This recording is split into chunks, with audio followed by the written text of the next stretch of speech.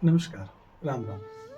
आप सभी ने टीवी पे जब रामायण देखा होगा, उसमें वो बहुत ही फेमस किस्सा है जब राम जी धनुष भंग करते हैं और वहीं पर सभा के अंदर में परशुराम जी पधारते हैं और राम जी और परशुराम जी के बीच में बहुत ही बड़ा संवाद होता है। लक्ष्मण भैया बीच में क्रुद्ध होते हैं और वो सारा कुछ टीवी पे दिखाया जाता है। पर वाल्मीकि रामायण के अनुसार और आनंद रामायण के अनुसार यह किस्सा बिल्कुल ही अलग है। किस्सा कुछ यूं जाता है कि जब राम जी धनुष भंग करते हैं, उसके बाद दशरथ जी को बुलाया जाता है। राम जी की और बाकी तीनों भाइयों की शादी होती है और सब कुछ अच्छे से होने के बाद राम जी दशरथ जी के साथ वापस आ रहे होते हैं अयोध्या। तब रास्ते में उनको सामने से एक धूल का बड़ा बवंडर आता हुआ दिखता है, जो कि पास आने पर पता लगता है कि वो परशुराम जी है। रास्ते में उनकी परशुराम जी से मुलाकात होती है। शुरुआत में तो परशुराम जी आते हैं, राम जी को कहते हैं कि मैंने तुम्हारे बारे में बहुत सुना है, एक धनुष तो तुमने भंग किया है, ये दूसरा धनुष लो।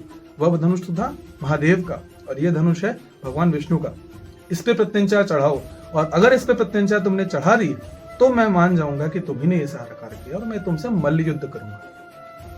शुरुआत में तो राम जी मना करते हैं, कह के कि आप ब्राह्मण हैं, आप हमारे लिए पूज्य हैं, और इस तरीके से नॉर्मल प्यार से बात करते हैं। बगल में उनके पिताजी भी खड़े हैं तो वैसे भी उनको धीरे से ही बोलना था। पर जब परशुराम जी उनके सामने क्रोध करते हैं और क्षत्रियों के बारे में कहते हैं कि कैसे मैंने क्षत्रियों को इतनी बार समाप्त किया और मारा और ये सारा काम किया, तब प्रभु राम क्रोध में आते हैं और क्रोध में तुरंत उनसे धनुष लेते हैं, प्रत्यंचा चढ़ाते हैं, बाण चढ़ाते हैं और कान तक खींचते हैं और बोलते हैं कि अब बताइए प्रभु क्या करना है इस बाण को। आप हमारे लिए पूजनीय है, इसलिए मैं आज से आपको तो नहीं मारूंगा, पर मैं आपको 3 ऑप्शन देता हूं। मैं इसको नॉर्मल लैंग्वेज में बता रहा हूं, पर मैं आपको 3 ऑप्शन देता हूं। या तो इससे आपकी चलने की गति खत्म करूं, पैरों की शक्ति खत्म करूं, या इससे मैं आपकी लोगों तक आने जाने की शक्ति खत्म करूं, धरती से कहीं भी आप तुरंत पहुंचते हैं उस शक्ति को खत्म करूं, या इससे मैं आपके द्वारा जीते गए जितने लोग हैं, तीनों में से क्या आप चाहते हो उसी के अनुसार कार्य किया जाएगा,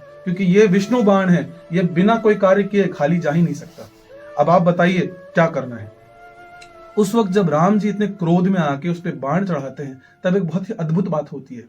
जो वैष्णव तेज परशुराम जी के अंदर होता है, वह पूरा का पूरा तेज उनके अंदर से निकल जाता है और परशुराम जी निस्तेज हो जाते हैं राम जी के आगे। तब परशुराम जी निस्तेज होने के बाद में धीरे से बोलते हैं कि मैं यह पूरी की पूरी धरती दान कर चुका हूं, इसलिए मैं रात को धरती पर नहीं रुक सकता, इसलिए मेरे आने जाने की शक्ति और चलने की शक्ति को तो तुम नाश मत करो।